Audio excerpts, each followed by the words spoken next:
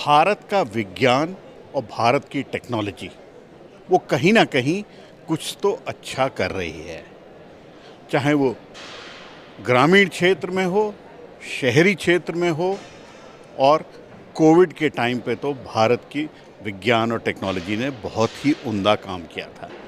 मेरे साथ हैं अनिल गुप्ता साहब, जो कि धरती से जुड़े हैं और धरती से जुड़े इनोवेशंस निकालते हैं। और मैं इस वक्त खड़ा हूँ पहले भारत के बायोटेक एक्सपो में, स्टार्टअप एक्सपो में। गुप्ता जी, आप तो बहुत धरती से जुड़े हैं और ग्रामीण क्षेत्र से इनोवेशन निकालते हैं। बात इसी से शुरू करते हैं। जो बायोटेक एक्सपो हो रहा है, आपको क्या लग रहा है यहाँ पे जो यंग ब्लड दिख रहा है उसकी एनर्जी कैसी है? बहुत उम्दा, बहुत उत्साहजनक। और सबसे अच्छी बात मुझे लगी है कि यहाँ पर वो भी हैं जिन्होंने किसी निंदामण खरपतवार से कीड़ों को रोकने की दवाई बना दी। सृष्टि का भी यहाँ स्टॉल है, बहुत सारी दवाइयाँ जानवरों के लिए, लोग जो पशुपालक हैं उनके ज्ञान पर आधारित प्रोडक्ट बनाए गए सृष्टि के अंदर। जो किसान हैं जिन्होंने अपने पौधों के ऊपर कीड़ों को रोकने के लिए कोई तरीका इस्तेमाल किया, उनके अनुभव से प्रोडक्ट बनाए गए और उनके नाम प्रोडक्ट की शीशी पे डाले गए। ये मुझे लगता है कि एक नई नैतिकता लानी पड़ेगी हमको, कि जिसके ज्ञान से हम कोई भी मूल्य वृद्धि करके सामान बनाते हैं, कोई प्रोडक्ट बनाते हैं, उसमें उनको श्रेय मिले जिनके ज्ञान से हमने बनाया है, ताकि उस ज्ञान का सम्मान बढ़े और लोग और ज़्यादा सीखें लोगों से।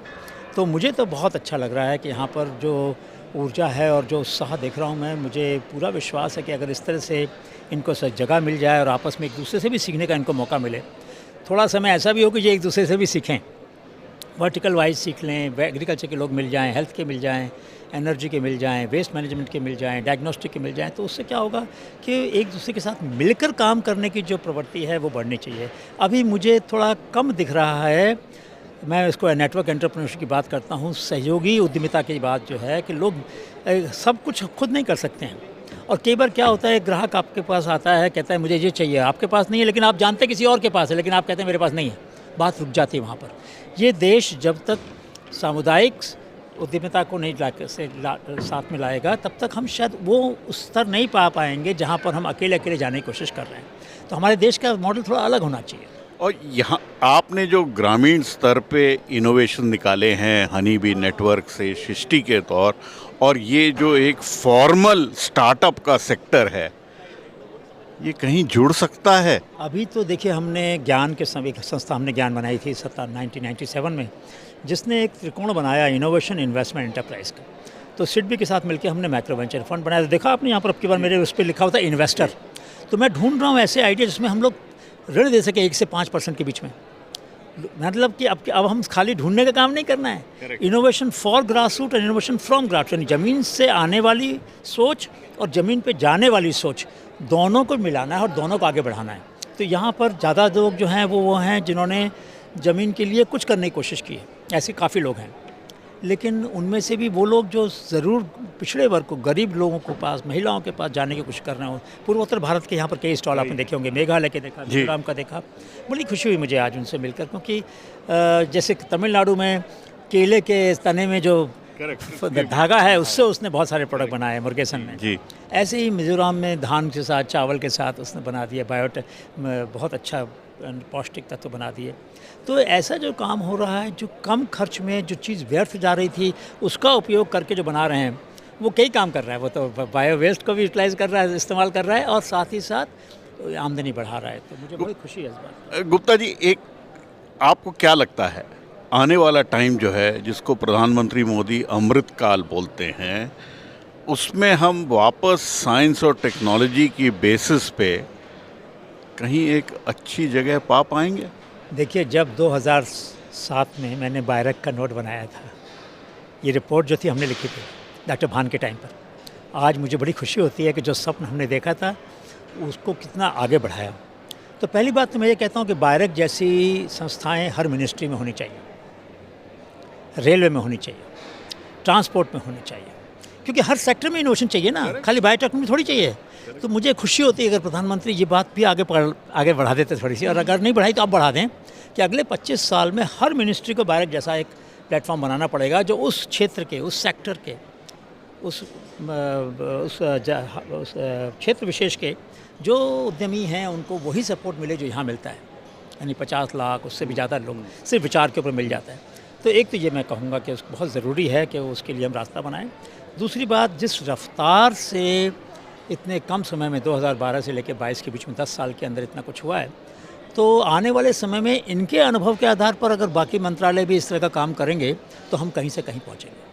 तो आपको लगता है कि कहीं ना कहीं जो हमारा एक डेवलप्ड कंट्री का ड्रीम है, जो भारत के पूर्व प्रेसिडेंट कलाम साहब, उनका भी एक ड्रीम था, वो पूरा हो सकेगा और विज्ञान से जुड़े बगैर वो बढ़ सकता है क्या कभी? नहीं, दूसरी बात का जवाब पहले कि विज्ञान से जुड़े बिना तो नहीं बढ़ सकता, लेकिन जो फंडिंग हम दे रहे हैं अभी 7.7%, मतलब 1% भी नहीं है अभी हमारा बजट जो है विज्ञान और तकनीक के लिए। कहीं तो 2% का वायदा किया था बहुत साल पहले साइंस कांग्रेस में, आप वहाँ पर थे। हम 2% करने में क्यों हिचकिचा रहे हैं? अगर हम उसको डबल नहीं करेंगे तो जिस गति से विकास होना चाहिए उस गति से नहीं हो पाएगा। जिस गति से अपेक्षाएं लोगों की बढ़ रही हैं, यंग लोगों, युवा लोगों की, जो नए नए काम करना चाहते हैं, उस गति से उनका समर्थन हम नहीं कर पा रहे हैं, उनको सहयोग नहीं दे पा रहे हैं। ये बात सच्ची है, हमें मान लेना चाहिए। हमें खुश नहीं होना चाहिए कि 100 हमने एक यूनिकॉर्न बना दिया, वो 100 में से 90% तो सॉफ्टवेयर की इंडस्ट्री में है ना, या ई कॉमर्स में है। वो ई कॉमर्स के यूनिकॉर्न हैं वो। हार्ड टेक्नोलॉजी के तो बहुत कम है ना, 2-4 ही हैं। तो मतलब हमें सोचना चाहिए कि मैन्युफैक्चरिंग टेक्नोलॉजी जो है, जो उद्यमिता, जिसमें उद्योग है, जिसके अंदर कुछ नई चीज़ बना रहे हैं, उस क्षेत्र में तो हमने अभी तक बहुत ज़्यादा प्रगति हासिल नहीं की है। बिल्कुल बात सही हमें स्पष्ट रूप से माननी चाहिए। और उसके लिए ई कॉमर्स तो आप कमरे में बैठे कर सकते हैं भाई। मैन्युफैक्चरिंग के लिए लैब चाहिए होती है, वर्कशॉप चाहिए होती है, उसमें खर्चा चाहिए होता है, काम है वो, और उसमें बहुत सारे लोग लगते हैं, उसके लिए खर्चा ज़्यादा होता है, समय भी लगता है उसके अंदर। तो मुझे लगता है कि अभी हमने मुश्किल वाला काम अभी नहीं किया है, आसान वाला तो कर लिया, और वो अच्छी बात है। कई बार शुरू में लो हैंगिंग फ्रूट बोलते हैं, जैसे जो आसान से हो सकता है कर लो भाई, उससे उत्साह बढ़ता है, हिम्मत बढ़ती है, वो हमने कर लिया। अब मुश्किल वाला काम भी तो करना पड़ेगा देश को, वो कौन करेगा? हम और आप मिलके करेंगे, बिल्कुल मिलके करेंगे, और हो सकता है, ये मेरा विश्वास है कि ये देश समर्थ है मुश्किल वाले काम को, यानी कि ऐसे लोगों को समर्थन देने में जिसमें इन्वेस्टमेंट अब छोटा नहीं बड़ा चाहिए होगा और लंबे समय तक चाहिए होगा। आप 3 साल के अंदर रिकवर करने वाली बात नहीं कर सकते, 5 साल में नहीं। अब 18 महीने वाला फार्मूला भूल जाना चाहिए इंक्यूबेशन काम को। 5 साल, 7 साल, 10 साल तक भी हमें इंक्यूबेट करना पड़ेगा कुछ टेक्नोलॉजीज़ को, टाइम लगता है उसके अंदर। तो ये थे अनिल गुप्ता साहब, जो IIM अहमदाबाद में तो प्रोफेसर थे, लेकिन धरती से बहुत टाइम से जुड़े रहे। इनोवेशन, साइंस, टेक्नोलॉजी, इस पे इनकी बहुत पकड़, और बड़े साफ तौर पे कहा कि यूनिकॉर्न जो हैं वो मैन्युफैक्चरिंग और हाथ से काम करने वाले लोगों के भी बनने चाहिए। केवल डिजिटल और ई कॉमर्स के यूनिकॉर्न से भारत का काम नहीं चलेगा। भारत के पहले बायोटेक स्टार्टअप एक्सपो से, नई दिल्ली से पल्लव बागला।